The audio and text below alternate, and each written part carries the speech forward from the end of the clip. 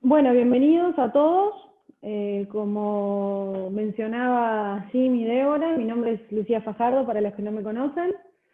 Y el tema de hoy es un tema no muy convencional para la agenda de las relaciones internacionales, y es el rol del fútbol en esta cooperación bilateral entre China y Uruguay.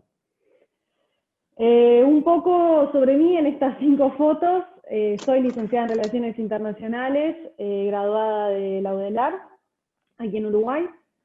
En el año 2015 me fui a Xiamen a hacer mi máster en Relaciones Internacionales, y ahí me especifiqué un poco más en lo que es la diplomacia deportiva y el rol del fútbol en esta relación de China con Uruguay. Además soy muy futbolera, como verán en las fotos, y también mi vínculo con China se remonta ya hace casi 15 años, que empecé a estudiar chino en Uruguay con Jim. Y bueno, y después en 2010, hace 10 años, fue mi primer acercamiento con China. Hice un curso de 2 años en Beijing, donde me perfeccioné en el idioma. Bueno, yendo un poco a lo que va a ser la charla de hoy, va a estar estructurada de la siguiente manera. Primero, una introducción de lo que es la diplomacia del fútbol. Después, posicionar el fútbol como ese vehículo impulsor de las relaciones bilaterales, puntualmente entre China y Uruguay, y elementos que nos permiten posicionar al fútbol ahí. Una tercera parte donde voy a hablar un poquito más de Uruguay, que a veces damos por sentado ciertos elementos que tenemos en Uruguay y nos caracterizan porque estamos acostumbrados y que sin embargo en el mundo son muy reconocidos. Después un análisis de lo que es China, lo que decía Jim recién, esos escasos triunfos a nivel futbolístico y el porqué, y las acciones que se están tomando para cambiarlo. Y finalmente, los acuerdos que hay y ya existen entre China y Uruguay, las acciones que se han tomado en lo referido al deporte y al fútbol, y finalmente algunas conclusiones y algunos consejos para los que les interese ser parte de este intercambio deportivo. Cuando definimos al fútbol, y para comenzar, si vamos a la Real Academia Española, nos define el fútbol como un juego entre 2 equipos de 11 jugadores cada uno, cuyo objetivo es hacer entrar en la portería contraria un balón que no puede ser tocado, ni con las manos, ni con los pies, ni con los brazos, salvo por el portero en el área de meta. Obviamente, cuando uno lee esta definición de fútbol, puede entender por qué a veces el fútbol no está mencionado en las relaciones internacionales o como un elemento clave. Si lo vemos así, es una definición bastante técnica. Sin embargo, en el mundo en que vivimos hoy, sería absurdo y sería ilógico dejar al fútbol de lado con la importancia que tiene. En un mundo que está súper globalizado y las relaciones transnacionales se han hecho más ricas, más densas, más sofisticadas, ha hecho que el contexto cambie y ha hecho que la diplomacia se tenga que adaptar. Ha hecho que esos temas tradicionales que estaban en la agenda diplomática tengan que mutar y se tengan que adaptar a cuestiones no tradicionales. Y dentro de esas cuestiones no tradicionales es donde aparece la cultura y es también donde aparece el deporte. Una diplomacia deportiva que en términos generales se ha empezado a utilizar como parte de la diplomacia pública y tiene un objetivo que va mucho más allá de un evento deportivo en sí. Más allá de la diplomacia deportiva, que obviamente engloba todos los deportes, en este caso nos vamos a enfocar en lo que es la diplomacia del fútbol. Una diplomacia del fútbol que básicamente consiste en el uso de ese interés común en el fútbol para crear redes y contactos. Obviamente esas redes y contactos y ese uso del fútbol se puede usar para diversos propósitos. Diplomacia, desarrollo, comunicación. Y como ustedes pueden ver en estas fotos, el hecho que en el último mundial en la premiación aparecieran el presidente y la presidenta tanto de Croacia como de Francia. Ahí tenemos una foto también de la expresidenta de Brasil con un balón.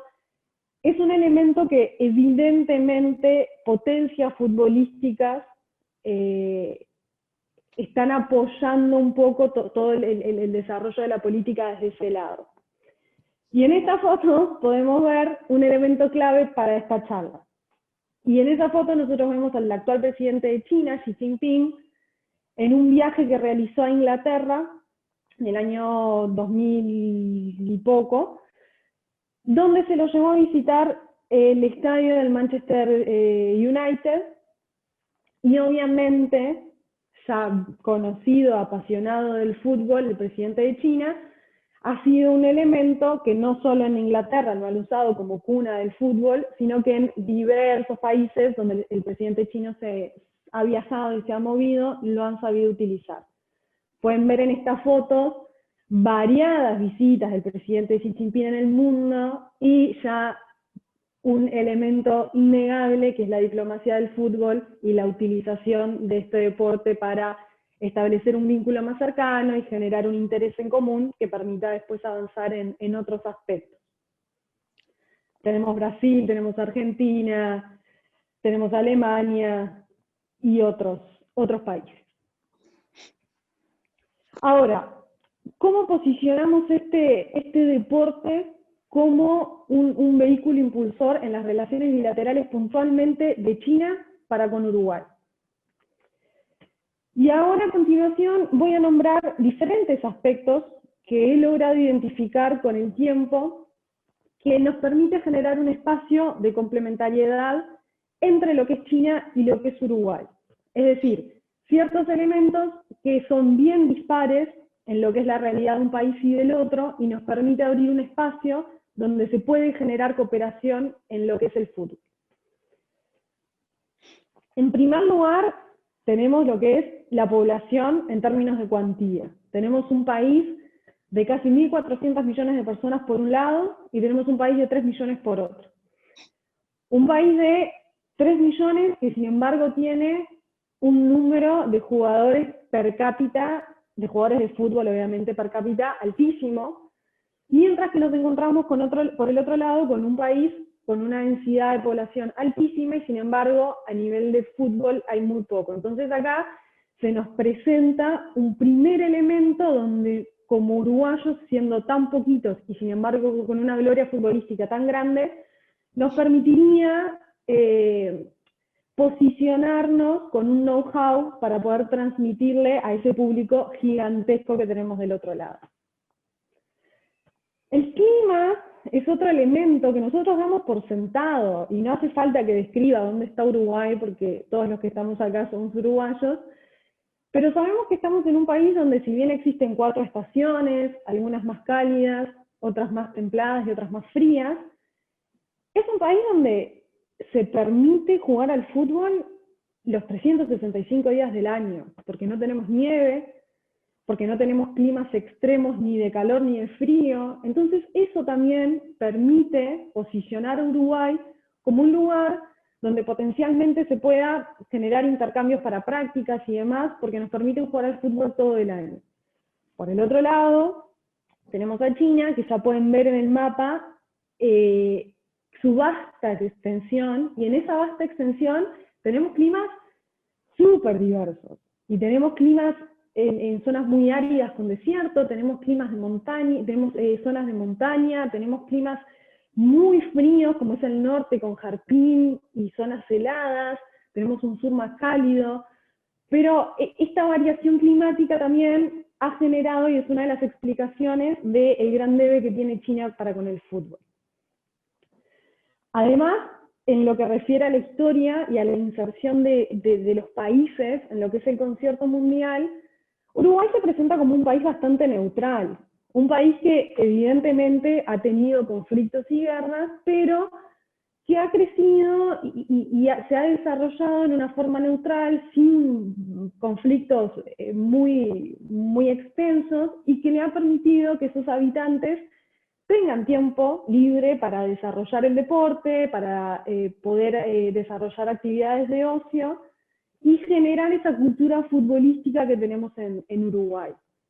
Por el otro lado, obviamente, Tenemos una de las civilizaciones más antiguas del mundo, con un predominio impresionante que se ha visto inmersa en diversos conflictos, tanto a nivel doméstico como a nivel internacional, y que eso los ha comprometido como sociedad en no tener tal vez a veces el tiempo libre para poder desarrollar actividades culturales o deportivas como lo es, por ejemplo, el fútbol.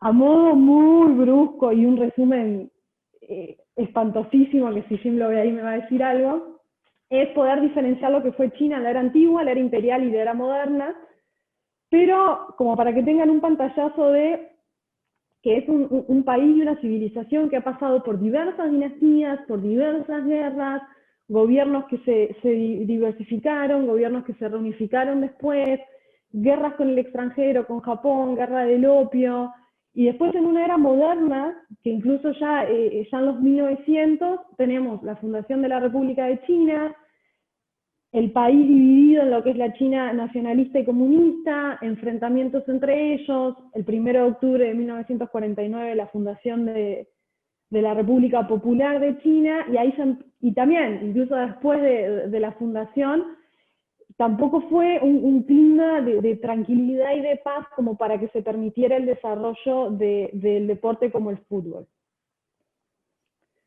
Obviamente esa coyuntura y ese desarrollo le permitió a China y a Uruguay una experiencia futbolística y triunfos obtenidos muy dispares. Uruguay no hace falta que lo recuerde, pero tenemos campeonatos olímpicos, 2 Copas Mundiales, 15 Copas Américas, y la cantidad de futbolistas uruguayos que tenemos por el mundo que nos permite posicionarnos a nivel mundial. Siendo un país tan pequeño en muchos aspectos, a nivel futbolístico, ese desarrollo y esa experiencia nos ha permitido posicionarnos en contraparte a lo que es China. Porque si bien China en las últimas décadas ha logrado posicionarse a nivel internacional en los primeros puestos de la gran mayor parte de los rankings económicos y demás, a nivel deportivo y siendo una de las culturas deportivas más antiguas del mundo, en el fútbol hay un debe grandísimo. Hay un debe grandísimo a nivel de la selección masculina, que llegó 2 veces a la final de la Copa Asiática en 1984 y en 2004, y las 2 veces la perdió, la primera vez en manos de Arabia Saudita y la segunda vez en manos de Japón. A nivel de mundiales de fútbol participó una única vez en el año 2002, en el Mundial de Corea-Japón, y justamente logró ingresar al Mundial porque los cupos de Corea y Japón se libraron al ser organizadores, y además quedaron en un penúltimo lugar sin poder convertir goles, con un único partido en 0-0, con el único punto que lograron hacer, que los saca de ese último lugar en el Mundial, pero que sin embargo, como única experiencia mundialista, a una potencia como es China, obviamente te deja con gusto a poco. Para lo que es el ranking de FIFA hoy, Uruguay está en el puesto número 6, mientras que China está ubicado en el puesto número 76. Evidentemente, esta realidad hace que el gobierno de China se plantee alguna reforma o alguna cosa para cambiar esta realidad. Obviamente que también a nivel de elementos que permiten una complementariedad aparece la capacidad económica de China, una inversión extranjera directa en lo que es Latinoamérica cada vez mayor, una matriz productiva donde Uruguay quiere y debe profundizar esa relación con China, pero a través de una dialéctica asociativa y de cooperación, dándole valor agregado a sus productos. Uruguay no se puede quedar en esos productos de exportación básicos, y el fútbol es un elemento que nos permite darle valor agregado, nos permite a nosotros como país utilizar el fútbol para darle un valor agregado a muchísimos productos. Un elemento fundamental es el sistema de ligas infantiles que tenemos en Uruguay, y es un elemento fundamental para entender todos esos triunfos que veníamos mencionando recién. Para que nos hagamos una idea, hoy en día en Uruguay existen casi 600 clubes de fútbol infantil, que están distribuidos en 62 ligas en todo el país, y están involucrados más de 62.000 niños entre 6 y 13 años. Ese número nos llega a interpretar que 1 de cada 3 niños uruguayos juega al fútbol, lo cual explica esa potencialidad y ese éxito a futuro.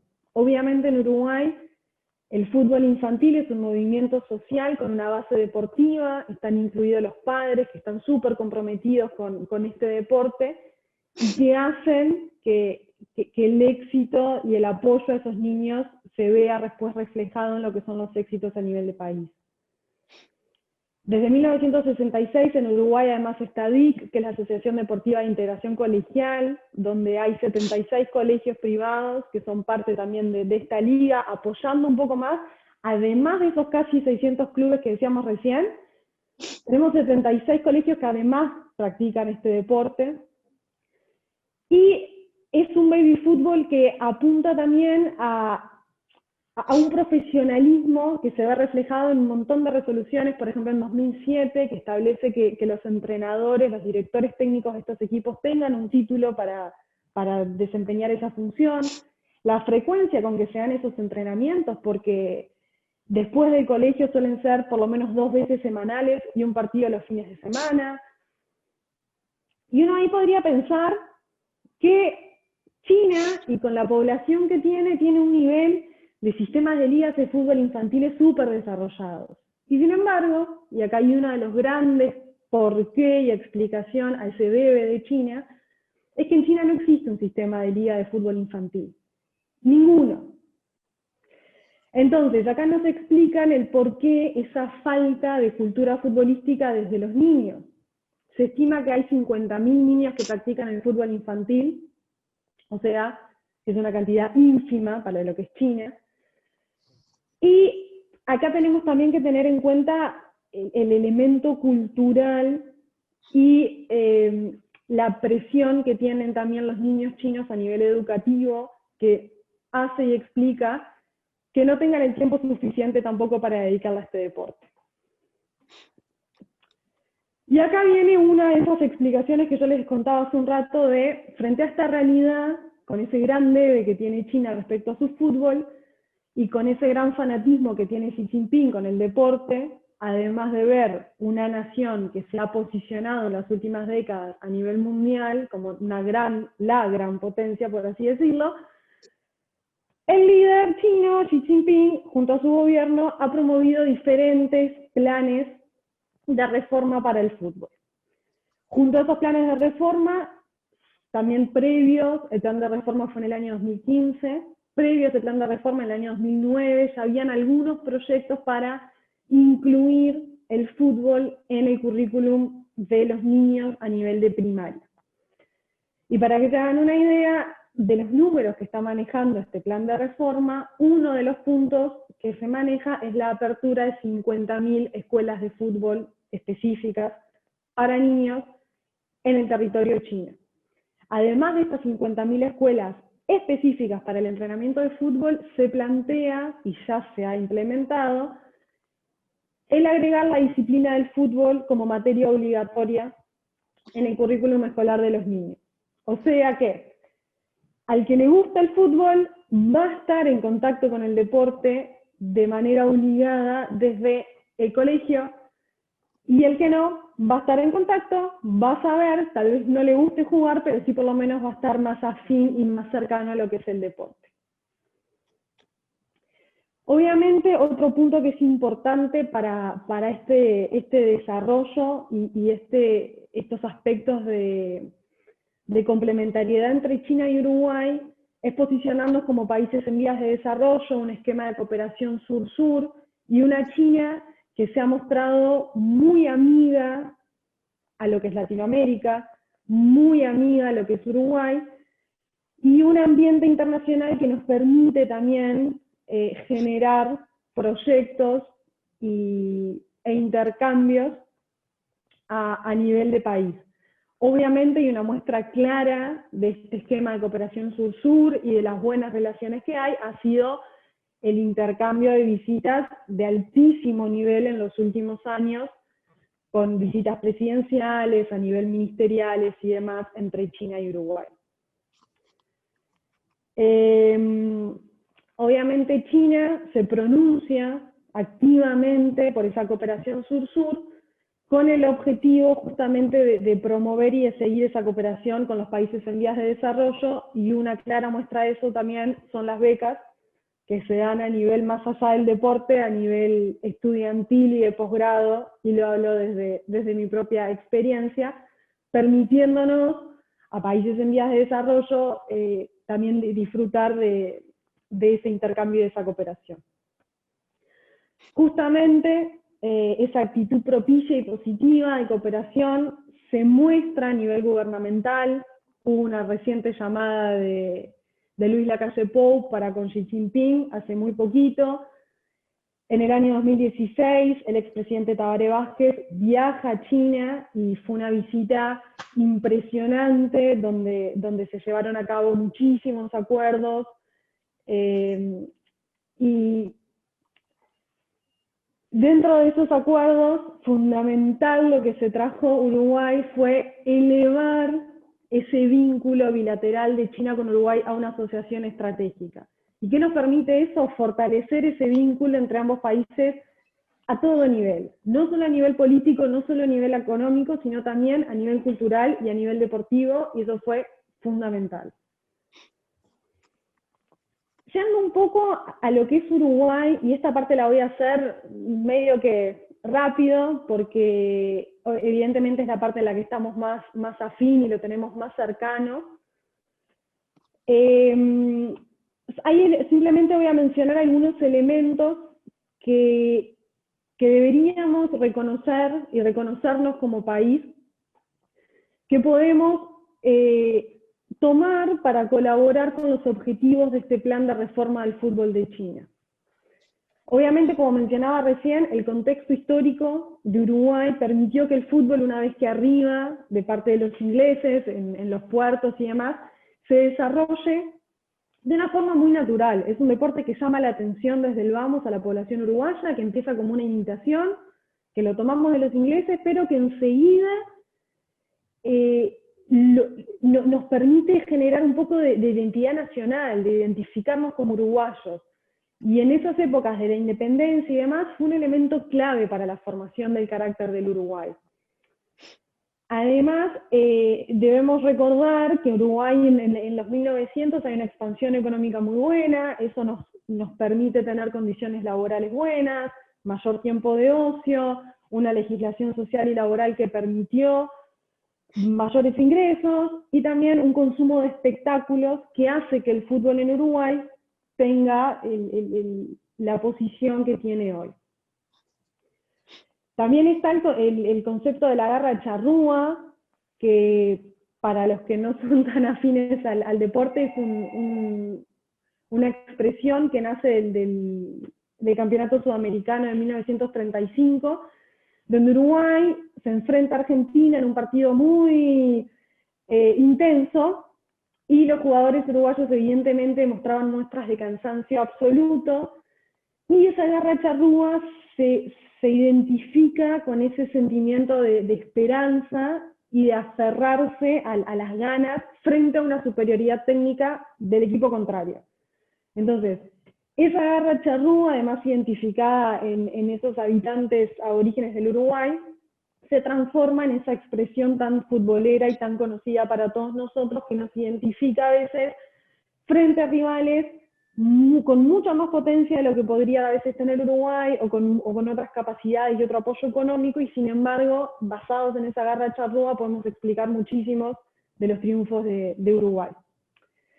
Además, como decía hoy, es en ese Montevideo donde empezaron a faltar espacios para construir grandes canchas de fútbol, empiezan a hacer ese fútbol de barrio, ese fútbol infantil, ese fútbol juvenil, donde no hacía falta mucha infraestructura, era poner 2 zapatos, una pelota, que ni siquiera se requería hacer una pelota de fútbol real, podías agarrar un par de medias, lo que sea, y empiezan a hacer ese fútbol callejero, ese fútbol social, que caracteriza al uruguayo desde el vamos.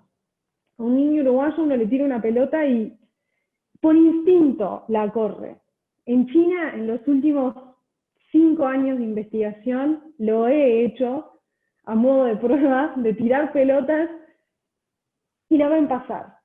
a los padres, a los niños. Entonces eso es algo que nos caracteriza como uruguayos y es un elemento que no debemos dejar de prestarle atención. Ahora, de todos esos miles de uruguayos, niños, que comienzan con ese baby fútbol y con esa pasión del fútbol, debemos también reconocer que es muy pequeño el porcentaje que llega al fútbol profesional. Y de ese poco porcentaje que llega al fútbol profesional, es aún menor el porcentaje que llega a jugar al exterior. Entonces, ¿qué pasa con todos esos uruguayos apasionados por el fútbol, que le dedicaron tantas horas de su vida y que sin embargo no triunfan por el lado profesional? Y acá nace una cultura futbolística que es difícil apagarla. Entonces, ¿por dónde se sigue? Por ligas amateur. Uno cuando agarra un auto un fin de semana en Uruguay ve en cualquier cancha personas jugando al fútbol.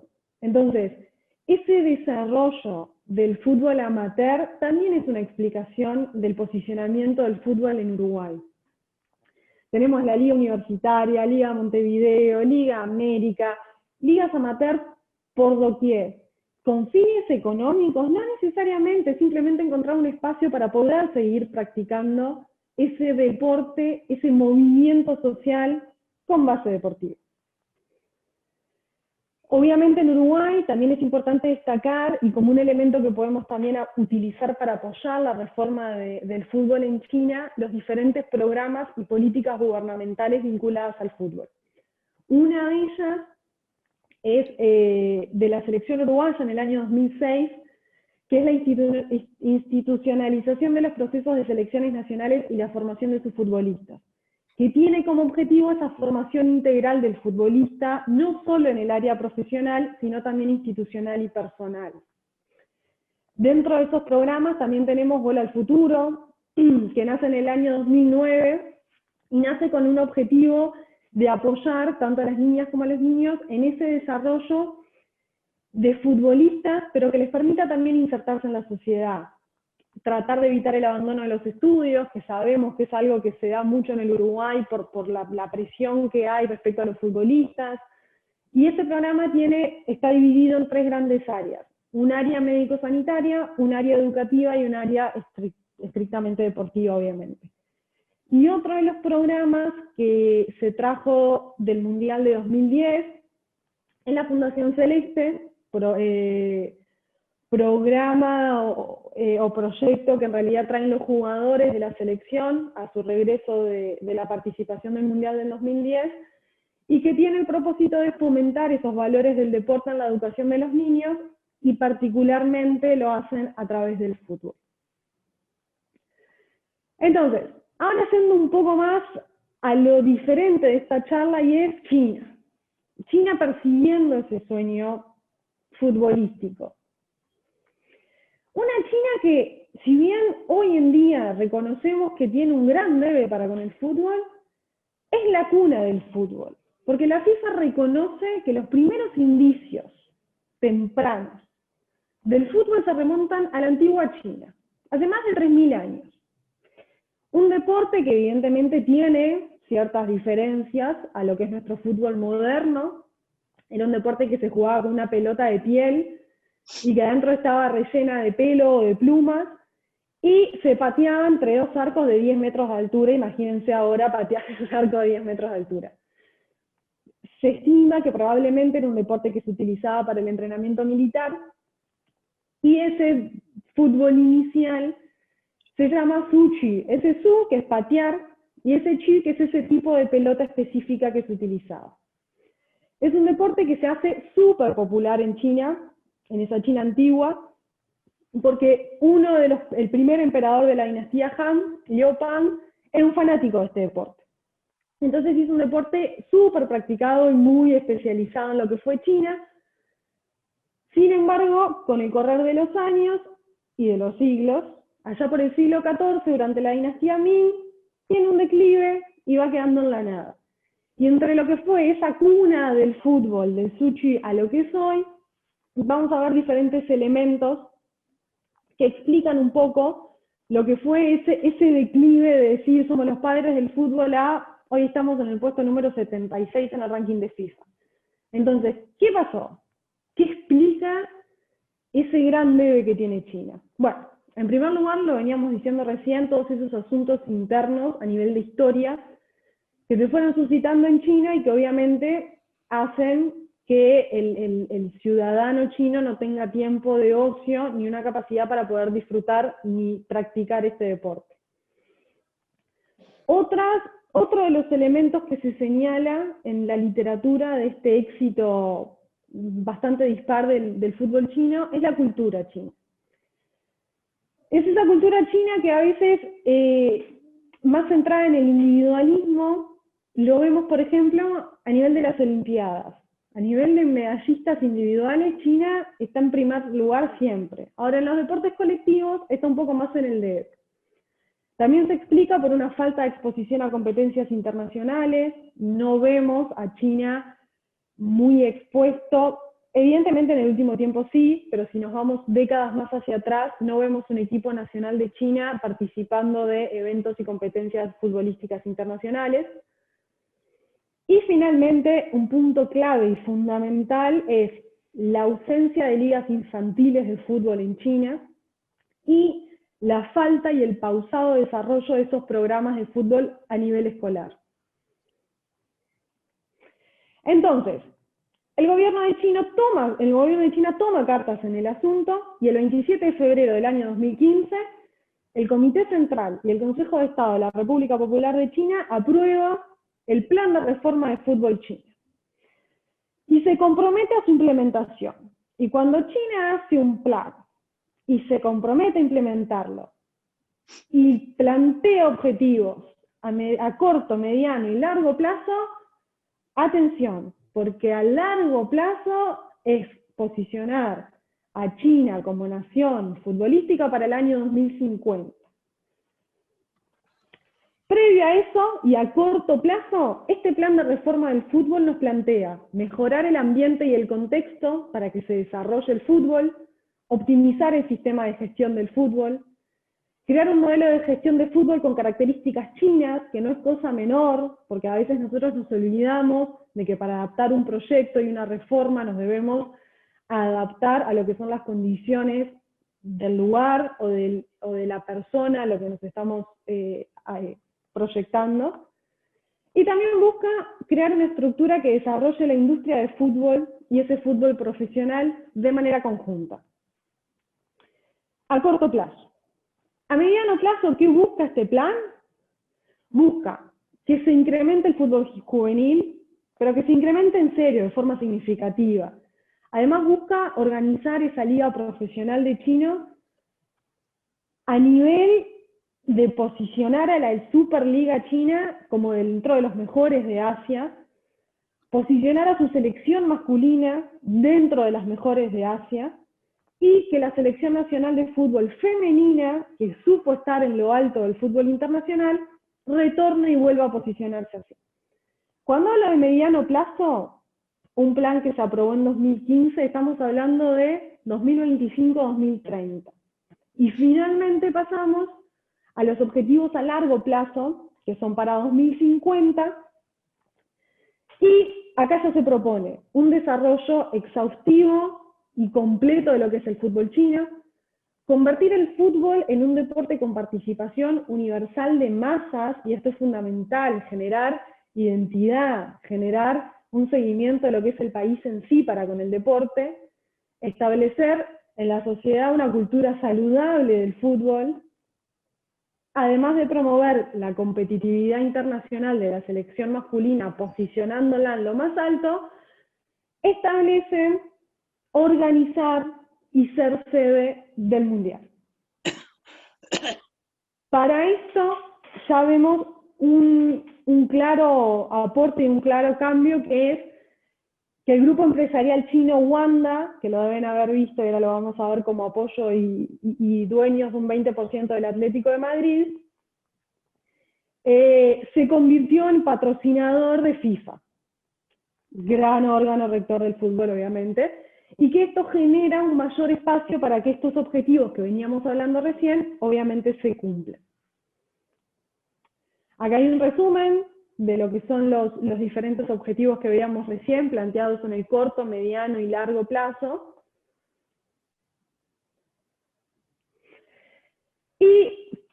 fundamentalmente este plan lo que enuncia es la revitalización del fútbol como un requisito indispensable para la construcción de una poderosa nación en el deporte. O sea, un país, una nación que se posiciona como se posiciona China no puede tener este debe en el fútbol. Entonces, este plan de reforma apunta a eso, a construir una poderosa nación. En el deporte ya es una poderosa nación. En el fútbol puntualmente es el gran debe que tiene China. Entonces, busca satisfacer estas expectativas nuevas que tiene el ciudadano, mejorar la imagen del fútbol chino y tratar de salir de ese ranking puesto número 76. Y en esta búsqueda y en estas 50.000 escuelas que se crearon a lo largo de China, hay ejemplos puntuales de escuelas que se crearon en convenio con diferentes equipos referentes del mundo. Y ahora vamos a ver ejemplos para que dimensionemos un poco lo que está generando y los cambios que se han dado en estos últimos años para con el fútbol en China. Un ejemplo de ellos, uno de los grandes equipos en China es el Guangzhou Evergrande. Y el Guangzhou Evergrande firma un convenio con el Real Madrid de España y abren la escuela de fútbol más grande del mundo. Esta escuela de fútbol se ubica cerca de Xinyuan, al sur de China, bien al sur, y tiene capacidad para más de 3.000 estudiantes pupilos, entre 9 y 16 años. Esta academia se hizo en 11 meses, significó una inversión de más de 185 millones de dólares, y en esta academia es, más allá de todas las canchas de fútbol que tiene, obviamente tiene clases, tiene comedor, y tiene dormitorios donde los niños se alojan y viven ahí, combinando un poco lo que son esas exigencias académicas con vivir el fútbol de forma constante. Uno ingresa a esta escuela y lo primero que ve es una réplica de la Copa del Mundo, tamaño gigante, reflejando un poco las ambiciones de este plan y de este proyecto. Ahí vemos algunas fotos, vemos la imagen de la Copa del Mundo cuando uno ingresa. Todas las estatuas que hay en esta escuela están vinculadas al fútbol. Básicamente se respira fútbol y se intenta transmitir un poco más la cultura, más allá de el fútbol como acá, o sea, más allá de tenerlo como algo aparte de lo que es la academia, no, acá se vinculan las dos partes. Obviamente ahí, lo que les decía recién, en China todavía a nivel cultural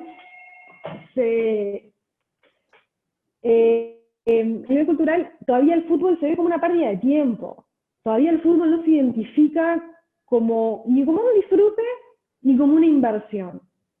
Entonces, combinando los programas académicos en un lugar donde también se pueda exigir el fútbol a primer nivel, es un elemento clave para el desarrollo del fútbol a futuro.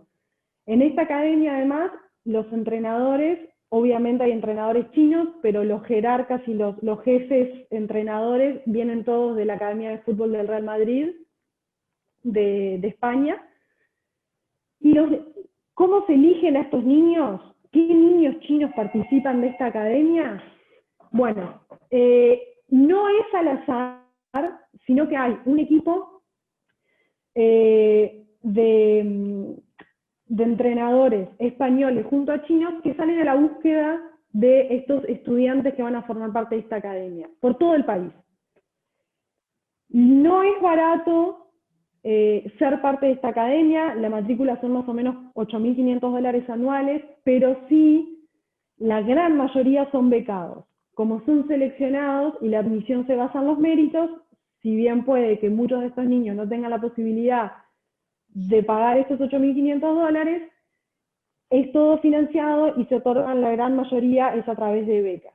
Además, los 25 estudiantes más talentosos se van a España por 3 años, donde se hace obviamente un intensivo para que puedan formarse y especializarse en el fútbol. Otro equipo y otra escuela, ya vimos recién Guangzhou Evergrande con el Real Madrid de España, está el contrario de Guangzhou, su gran rival, que firmó con el equipo inglés del Chelsea y que también cuenta con una escuela de fútbol especializada, donde los niños pueden combinar esa educación académica con la educación deportiva. Y también se da ese adicional de tener el apoyo de entidades súper reconocidas extranjeras para motivar a esos niños a estar en el top de cada una de sus clases y entrenamientos para poder ser parte de estos intercambios tanto a España como a Inglaterra.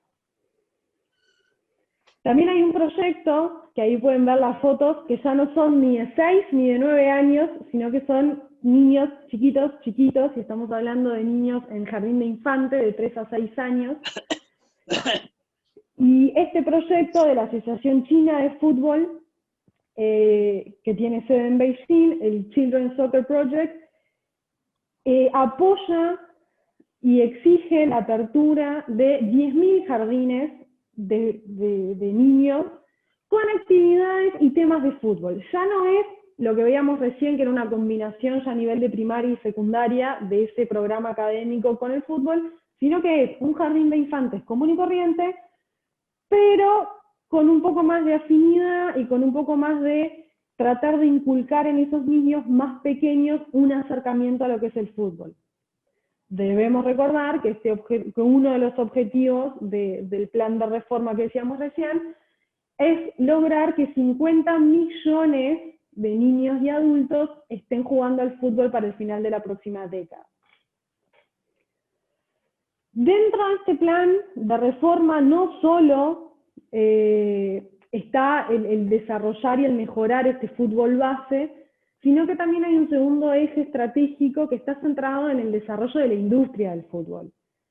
No nos debemos olvidar que el fútbol también es un gran negocio, mueve miles de millones de dólares, y podemos ver, y si los que me están escuchando son futboleros, seguro que notaron, o que si empezaron a estudiar chino, seguro que empezaron a notar que las gráficas de los partidos atrás son marcas chinas, que los nombres de los jugadores atrás, como el Paris Saint-Germain la semana pasada, están en chino y en caracteres.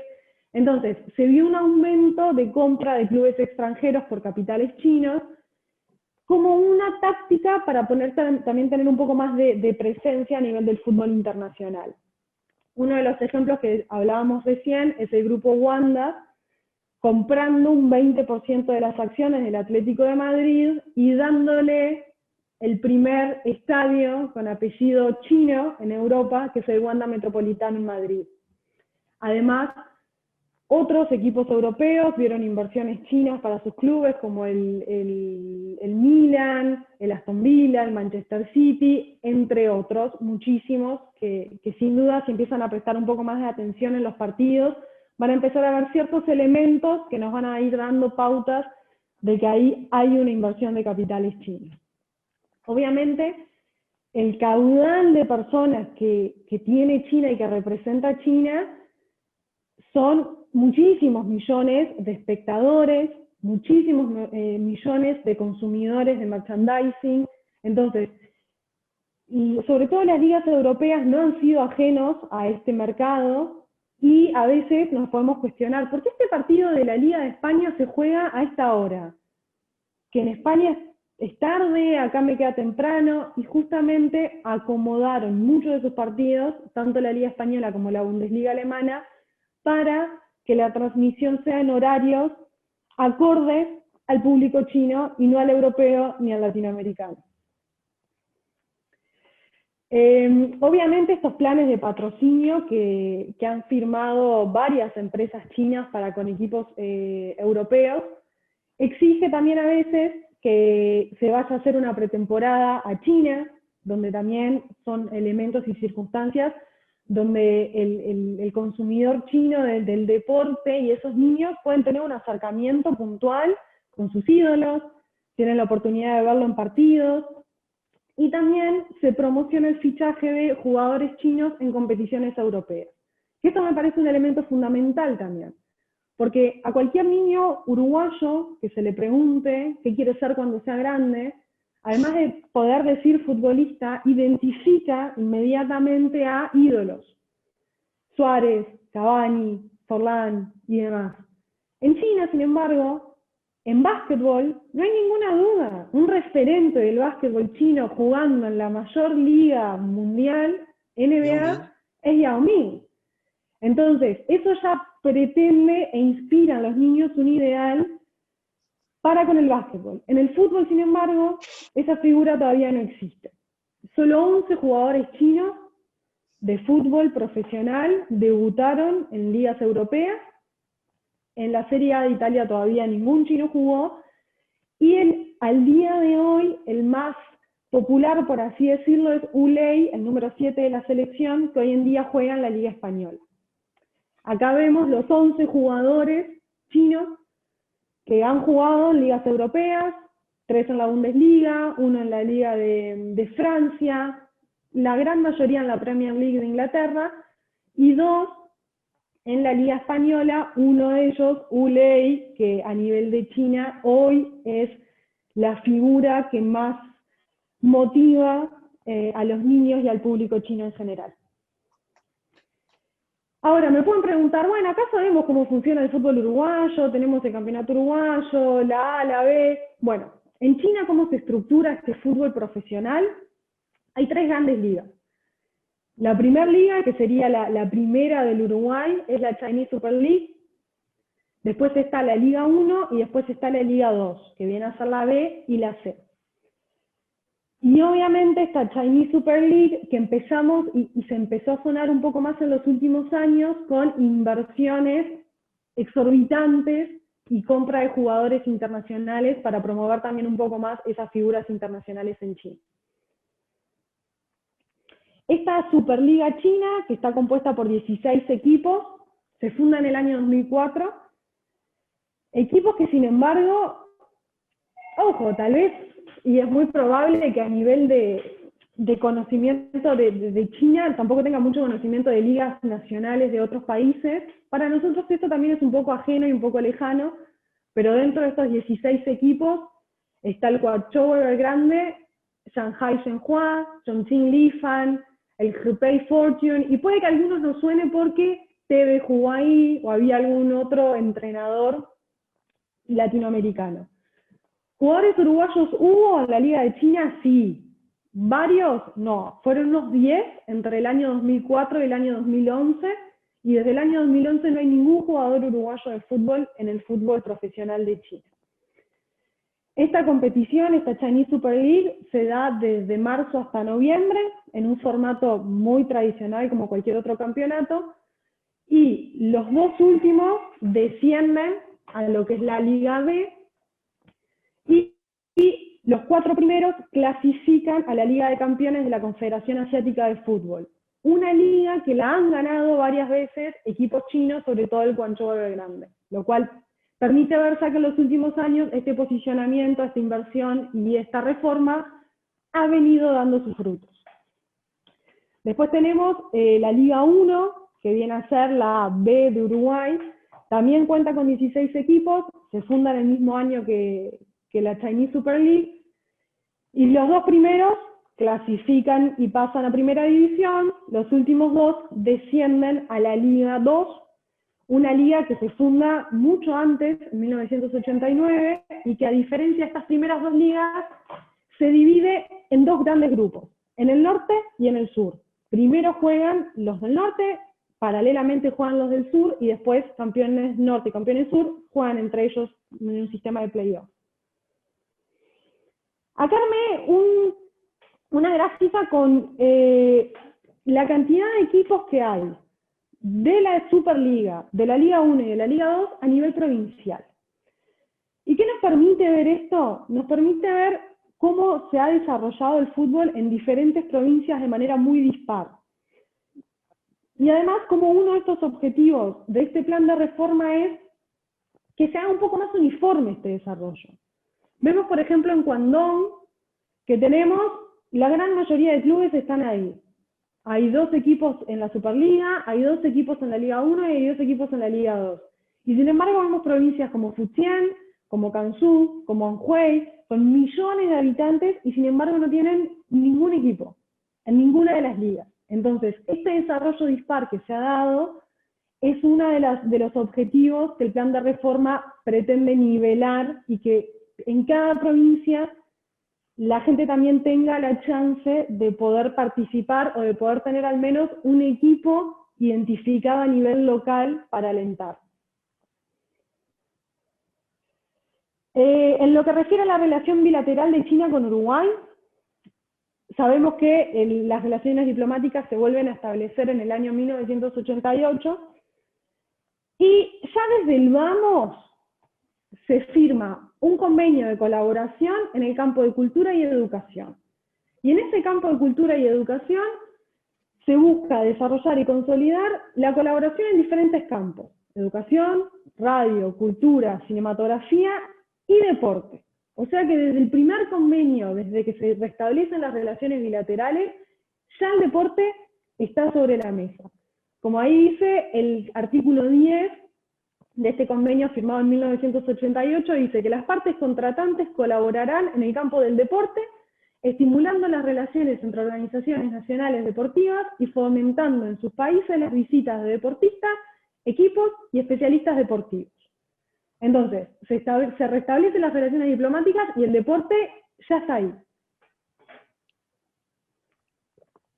Ahora, entre 1988, donde se firma este primer convenio, y en el año 2009, 2010, 11, 12 y demás, no hubo mucha actividad ni mucho intercambio en el sentido del deporte. En el año 2009, Tabaré Vázquez viaja a China y se acuerdan formalmente proyectos de cooperación en ciencia, tecnología, deporte e inversión. Y acá sí puntualmente se da una cooperación bilateral entre el Instituto Chino de Deportes y lo que era el Ministerio de Turismo y Deporte del Uruguay. Ahora, va a ser en el año 2016 donde efectivamente empiece ese vínculo a nivel de deporte a dar sus frutos y a dar muestras claras. Y como ven ahí en la foto, en el año 2016, en la visita presidencial, segunda visita presidencial de Tabaré Vázquez a China, además de elevar ese vínculo binacional a una asociación estratégica, el presidente Tabaré Vázquez participa de la 10ª cumbre empresarial de China con América Latina y viaja acompañado de Álvaro Recoba, como lo tenemos ahí en la foto, quien viaja junto a la selección de fútbol uruguayo de playa a un torneo que se dio en paralelo a lo que fue esta cumbre y esta visita presidencial. Ahora, en el partido inaugural, un partido de fútbol playa, que uno puede decir, fútbol playa, el presidente de Uruguay está, y las autoridades chinas también están. Y se viaja con una figura como el Chino Recoba, una clara muestra del uso de la diplomacia del fútbol, como veíamos al inicio de la presentación. Un futbolista que le regala su camiseta de Uruguay al presidente Xi Jinping en persona. Entonces, acá se empieza a establecer un vínculo y una muestra del uso del deporte y del fútbol puntualmente en esta relación de China con Uruguay. Acciones que se han hecho y llevado a cabo hasta el momento. Como les decía recién, la selección de fútbol playa de Uruguay participó en reiteradas ocasiones en un convenio que se firma por 5 años, del año 2016 al año próximo, en un campeonato de fútbol playa que organiza Golfan, que es una empresa privada china, pero que en general se da en ámbitos también muy políticos y empresariales. Además, la selección uruguaya de fútbol mayor participó en 2 ediciones de lo que fue la China Cup, no solo participando, sino que ganándola, lo cual también nos permite seguir posicionándonos a nivel de China con el fútbol de una manera alucinante. En 2017 también la selección sub-20 participa de la Panda Cup, y el año pasado puntualmente un equipo de fútbol universitario, que fue como selección uruguaya de fútbol universitario, participó en un campeonato en una ciudad muy cercana a Xiamen, así que tuve la suerte de darles la bienvenida en la universidad y de poder compartir con ellos un rato. No solo van y participan en este campeonato universitario, sino que también lo ganan. Entonces nos sigue permitiendo posicionar al Uruguay y al fútbol como un elemento clave. Acá hay un breve resumen de lo que fueron los últimos 4 años. En ese año 2016, visita presidencial de Tabaré Vázquez a China, la delegación de fútbol playa que acompaña junto a Álvaro Recoba. Se da ese grado de asociación estratégica elevando el vínculo binacional de China con Uruguay, y se firma un convenio con la Administración General de Deporte chino, que es un proyecto de cooperación técnica de entrenamiento deportivo para Uruguay. ¿Qué se logra ahí en 2016? Que 19 deportistas uruguayos viajen a China a ser formados en otros deportes. Nada que ver con el fútbol, en deportes donde China es mucho más fuerte. Esa experiencia fue brillante, buenísima, y en el año 2017 se negocia una segunda fase de ese acuerdo, donde en esa negociación entra la Secretaría Nacional de Deporte, entra la Agencia Uruguaya de Cooperación Internacional y la contraparte china. En esa negociación se da un acuerdo de intercambio deportivo por 3 años más, y es seguramente lo que hayan escuchado en las noticias de cientos de atletas uruguayos y entrenadores viajan a China a especializarse en diferentes deportes. Esos diferentes deportes, taekwondo, tenis de mesa, natación, ping-pong, entre otros. A cambio, ¿qué pone Uruguay sobre la mesa? Obviamente el fútbol.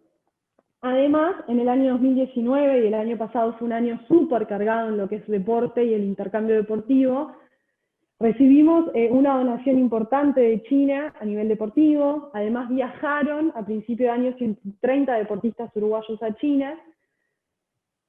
Y en abril se da la inauguración de la primera Escuela Internacional de Fútbol Uruguayo en China, que no es poca cosa, y ahora lo vamos a analizar un poco más.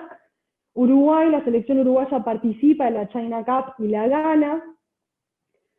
En junio del año pasado, un plantel de jóvenes chinos, sub-14, o sea, adolescentes, viajan a Uruguay por un mes y tienen diferentes visitas y diferentes entrenamientos. Estuvieron en Paysandú, estuvieron en Montevideo.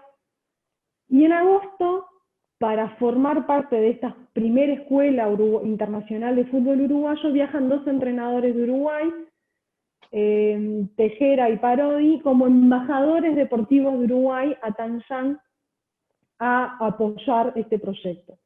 Y para finalizar un poco lo que fue el año pasado, en septiembre, una delegación de 89 deportistas uruguayos viajan a China también a especializarse en estos deportes que nombrábamos recién. Acá un poco más en números, 19 deportistas en 2016, ese número va en aumento, y el monto que China pone para esta cooperación es de $8 millones para esta segunda fase, que no es poca cosa y que demuestra un compromiso de parte del gobierno con China para con Uruguay muy grande. Es fundamental acá también ver ese cambio de paradigma y lo que les decía hoy, que sea una asociación que no esté basada en vamos a recibir equipamiento. Obviamente que nos viene bárbaro el equipamiento y bienvenido sea. En 2013 China nos donó 500 mesas para jugar al ping-pong, 2.000 paletas, que hoy lo vemos en diferentes departamentos del Uruguay. En 2015 China dona todo el equipamiento de lo que es hoy el Centro Nacional de Entrenamiento de Gimnasia Artística, que está ubicado en la ciudad de Canelones. En 2019, el año pasado, esta donación que les decía recién de 4.000 artículos destinados a 10 disciplinas distintas. ¿Que es fundamental? Sí. ¿Que es importante? Sí. ¿Que apoya? Sí. Ahora, este cambio de paradigma de la donación de equipamientos a la formación de recursos humanos es fundamental en el avance del nivel de lo que es la cooperación y el intercambio de China con Uruguay. Es fundamental este intercambio que se da de jóvenes, no solo de jóvenes, sino también de profesionales, de entrenadores, de formar profesionales en deportes que tal vez Uruguay no esté tan preparado, como les decía hoy, taekwondo, gimnasia artística, judo, handball. Y Uruguay desde este lado aportar con nuestro granito y lo que podemos, que es el fútbol justamente. Lo que les mencionaba hoy, esta Escuela Internacional de Fútbol Uruguayo en Taiyang, que es el primer gran proyecto que existe hoy tangente de fútbol uruguayo en China, con una primera etapa de 2 canchas de fútbol 11 y 6 canchas de fútbol 5, más pequeñas, y el proyecto final, que se va a dar en una segunda etapa, son 10 canchas de fútbol 11 y una cancha de fútbol playa, como les decía hoy. Además, va a estar acompañado de un hotel temático de fútbol uruguayo, donde se va a acercar a nivel cultural a el ciudadano chino y a esos niños a lo que es la historia del Uruguay y sus mejores deportistas y sus mejores jugadores. Esta escuela, obviamente, como les decía recién, el año pasado se enviaron 2 entrenadores uruguayos para que trabajaran, sobre todo en 2 categorías, sub-12 y sub-14, pero que no solo entrenen a los niños, sino también capacitando a entrenadores locales para que después, una vez capacitados, estos entrenadores chinos puedan retransmitir a los niños todo esto que aprendieron y ayudar y asesorar en la creación de ligas de fútbol infantiles, lo cual es fundamental porque la evolución también se da a través de la competencia. Entonces, si uno motiva y fomenta la competencia, es importante. Estos entrenadores uruguayos fueron elegidos por la Secretaría Nacional de Deporte y lamentablemente con la pandemia en la que nos hemos visto envueltos y nos vemos envueltos, tuvieron que volver antes de tiempo, antes de que se terminara el primer año de contrato, y eso quedó en veremos, así que si volvemos a la normalidad, nuevos entrenadores volverán a apoyar este proyecto. ¿Cómo se da la estructura de este proyecto? Desde Uruguay, la Secretaría Nacional de Deporte nominó a Gol al Futuro para hacerse un poco más de cargo del desarrollo e implementar estas escuelas. Y desde China, la Administración General de Deporte nominó a Golfan, que es esta empresa que les decía hoy privada. El gerente, Albert Lee, es un ex diplomático chino, con mucha experiencia en Latinoamérica, un gran fanático del deporte, y que ha apoyado el promover el fútbol en China a través de diversos proyectos. Además, y complementario a esta escuela en Tanshan, se tiene proyectado en Guilin, ahí lo ven en el mapa, bastante más al sur. Tanshan queda a la altura de Beijing, bien al norte del país. Otra escuela, una segunda escuela de fútbol uruguaya en China, que también los inicios de la construcción estaban previstos para este año, evidentemente se va a postergar, pero que acá no solo es una escuela de fútbol con canchas y un hotel, sino que además va a tener un museo, viviendas donde los niños puedan compartir y sea más un modelo similar a lo que veníamos viendo de Europa recién. Hermanamientos.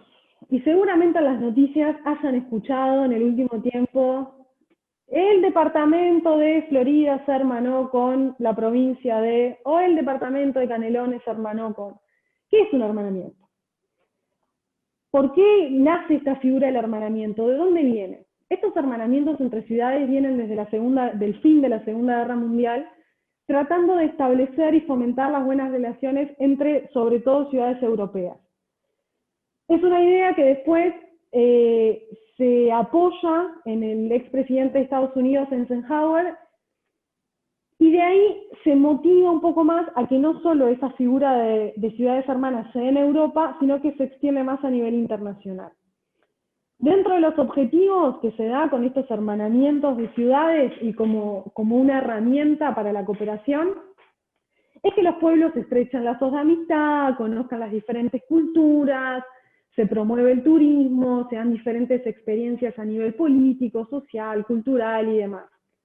¿Cómo se eligen estas ciudades que se hermanan? Bueno, hay diferentes formas.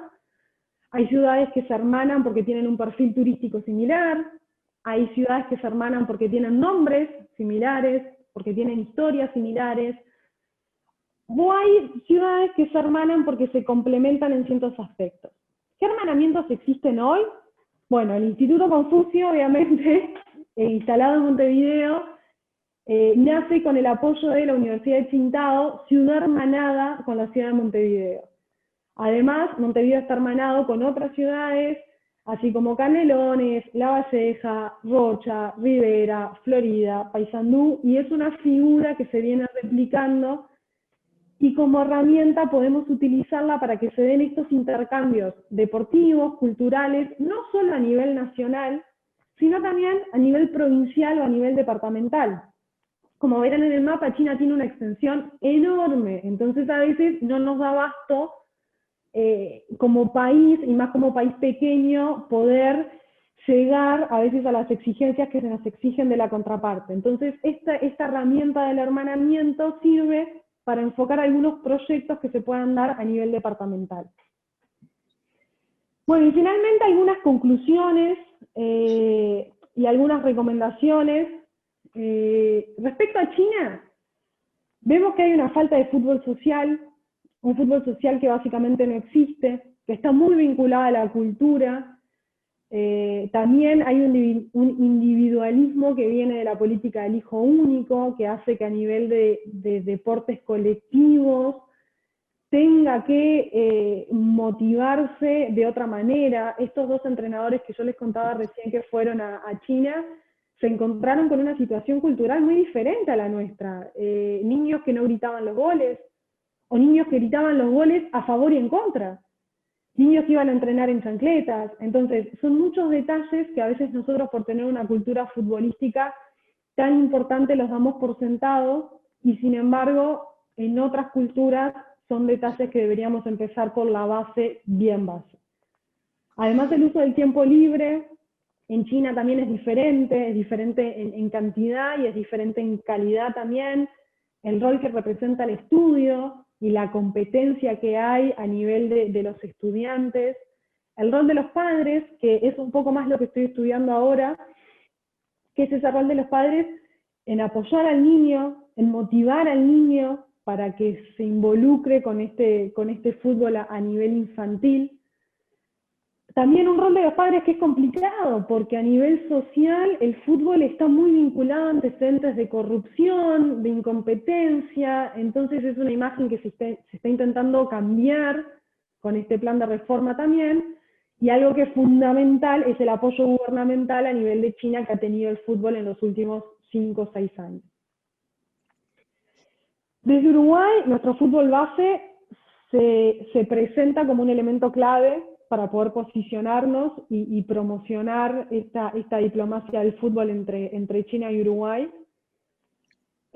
Además, asociado a esta pasión que hay por el fútbol y por la práctica, aparece esa cultura futbolística que debe acompañar a esta transmisión que tenemos, no solo técnica en fútbol, sino que también deberíamos promover ese fútbol social, mostrar este modelo de ligas amateur que también se pueden dar y replicar en otros países. También, obviamente, tener en cuenta estas políticas y estos programas vinculados al fútbol que existen en Uruguay y que obviamente permiten un marco muy, muy bueno, institucional, para que el futbolista no quede aislado de la sociedad ni de los sistemas educativos. En China, en los últimos años, y obviamente este plan todavía es muy nuevo, pero ya se ha empezado a notar un crecimiento por el fútbol europeo, por ejemplo, por el mundial. Ya el mundial pasado iba caminando por las calles y ya habían en diferentes clubes, en bares, personas mirando partidos, gente que ya tenía afinidad con algún otro equipo. Obviamente se ven mayores acciones a nivel de gobierno en la sociedad. Ahí pueden ver un cartel, por ejemplo, donde aparecen niños jugando al fútbol. Entonces dice una China fuerte, una juventud fuerte, y sin embargo el deporte que se usa es el fútbol. Y bueno, esta apertura continua de academias de fútbol en niños y en adolescentes que realmente ha crecido muchísimo en los últimos años. También no debemos dejar de mirar acciones que ha tomado Europa, que obviamente nos lleva bastante ventaja en esta carrera, y que podemos tomarlo como experiencia a replicar también. Y por ejemplo, la Bundesliga de Alemania tiene oficinas instaladas en Beijing, lo cual ha generado una presencia muchísimo mayor a lo que es Latinoamérica, que si bien tiene una gran importancia en el fútbol, ninguna liga ni nadie tiene una oficina allá. También se han dado diferentes proyectos donde grandes figuras del fútbol europeo han estado en China y se han mostrado y han apoyado estos proyectos. Otros equipos, sobre todo alemanes, más allá de la Bundesliga como liga oficial del país, han abierto también, no solo academias, sino que también oficinas. Es fundamental saber cómo llegar a China también, porque si nosotros en China aterrizamos con un plan de negocios brillante, pero no entendemos a la persona que tenemos del otro lado, es lo mismo que la nada. Y algo fundamental es una estrategia del uso de herramientas digitales. Uno a veces pretende llegar a China y abrir Google y mandar mensajes por WhatsApp Y no es la forma. Y si uno quiere llegar a China y llegar a nuestro interlocutor y a nuestro público, hay que idear una buena estrategia y utilizar los medios adecuados para llegar. Entonces, ¿es Google? ¿Es WhatsApp? ¿Es YouTube? ¿Es Facebook? No. Eso lo tenemos que sacar nuestro chip occidental y pensar en un país con 600 millones de internautas, un país donde 1.200 millones de personas tienen acceso a un teléfono celular y donde utilizan otras aplicaciones que cumplen las mismas funciones de las que nosotros utilizamos en Occidente, pero que hay que comprenderlas y utilizarlas. Entre ellas, WeChat, Weibo, QQ, Qzone, Baidu, entre otras. La Bundesliga, por ejemplo, que como ya verán, Alemania lleva varios años utilizando el fútbol y el deporte en este vínculo para con China, tiene su propio canal en Toutiao, que es una de las plataformas chinas para crear contenido y distribuir este contenido más importante. Y en Weibo, que es como un Twitter chino, la Premier League es la liga europea que tiene más seguidores de todas. Además, la Liga de España, y destacar grandes proyectos que ha tenido la Liga de España, como por ejemplo un proyecto que se hizo a nivel del Ministerio de Educación, donde ha enviado cientos de entrenadores de fútbol españoles entrenados en la Liga para desarrollar el fútbol a nivel de primaria. Además, hay un proyecto enorme que se estima que se va a abrir el año que viene en la ciudad de Kunming, que es un hub deportivo de la Liga de España, que verán ahí en las fotos, es inmenso, es un complejo donde se va a formar no solo a personas de ahí, sino de toda la región. Va a ser una academia de fútbol permanente, como veníamos viendo los modelos de los otros equipos también, y que además les va a permitir a estos niños no solo las condiciones ideales para desarrollarse, sino también que a la Liga de España le permite identificar potenciales jugadores para después llevar a España y perfeccionarlos en lo que es el fútbol. Además, viendo esta falta de exposición que tiene el fútbol local chino, la Liga de España organizó hay una competencia que se llama Hope Cup, y que estas instalaciones justamente de la ciudad de Kunming van a servir como base para esta liga, donde estos chicos chinos que participen en estas escuelas puedan tener la posibilidad de medirse en competencias internacionales con otros equipos de España.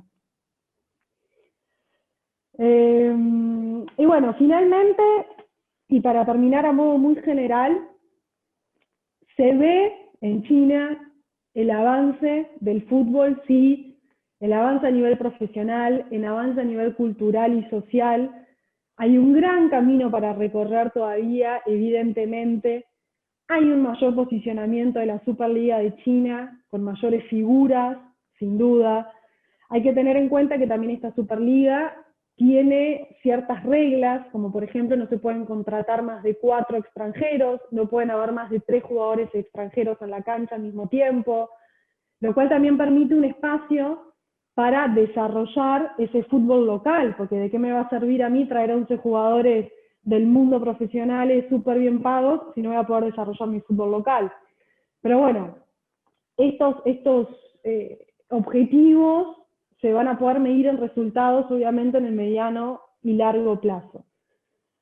A modo de sugerencia, si alguien tiene pensado participar en algún proyecto para con el fútbol entre China y Uruguay, apoyar en algún proyecto de estos, ser parte, incluso herramientas que se les pueden brindar a los entrenadores que vayan desde Uruguay para allá, y cómo esos proyectos también deberían ser estables. Para con China se tienen que hacer proyectos estables y permanentes. Se debe generar seriedad, una presencia física, estar, y no hacer un proyecto, irme y estar cambiando todos los años. No, eso genera una desconfianza para nuestra contraparte que no va a servir de nada. En China, el término por excelencia, ese quanxi, ese vínculo cerrado, esa relación que se construye basada en la confianza, en la permanencia, en la seriedad.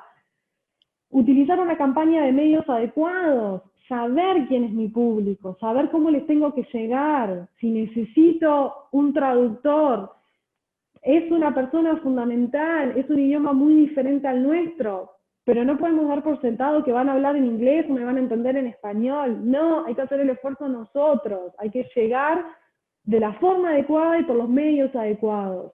Hay que generar ese entendimiento cultural. Hay que saber que si voy a poner un entrenamiento a las 6 de la tarde no va a venir nadie porque están cenando.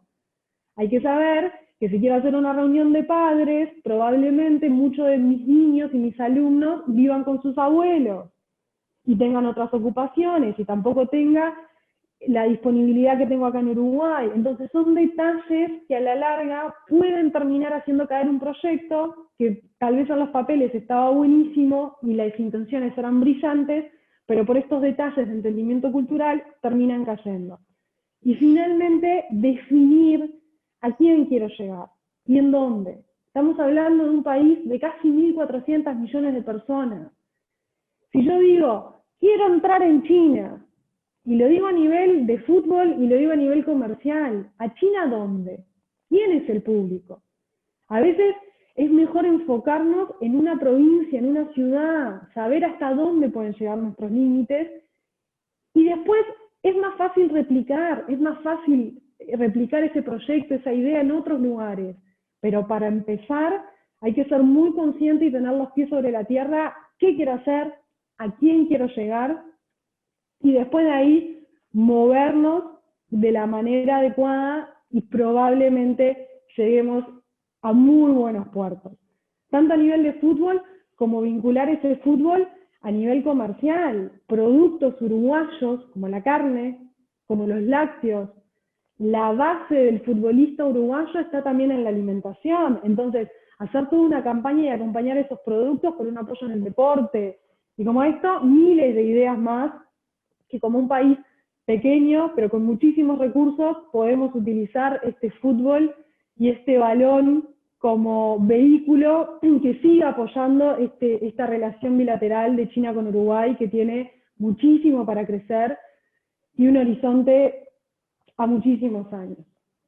Así que bueno, sin mucho más, les agradezco por el tiempo, espero no haberlos aburrido mucho, es un tema que como verán llevo muchos años de estudio y me apasiona.